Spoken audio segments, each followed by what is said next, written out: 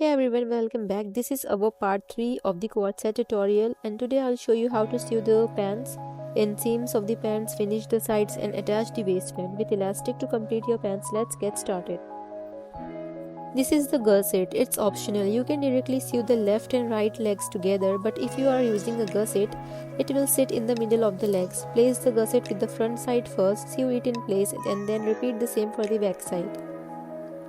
Now keep the front and back pieces together, right sides facing each other. Sew along the inseams to join them neatly.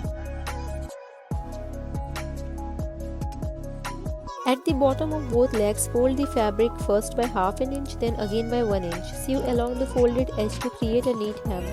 Next, sew the side seams of the pants on both sides. This will bring the full pant shape together. Now take your belt piece, sew the sides of the belt together from both ends. Place it on top of the pants with right sides facing each other. Sew the belt to the pants using a half-inch seam allowance.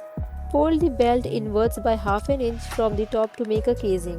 For the elastic, first measure your waist round, then subtract 4 inches to get the elastic length. Sew both ends of the elastic together, place it inside the belt casing, and top stitch all around neatly to secure it in place.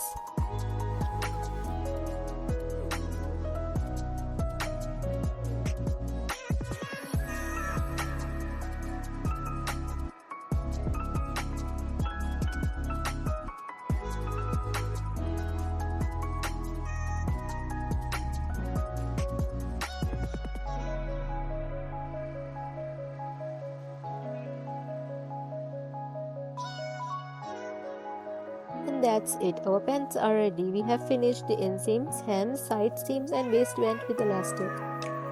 You can check our sewing pattern. The link is given in the description below. Thanks for watching and happy sewing.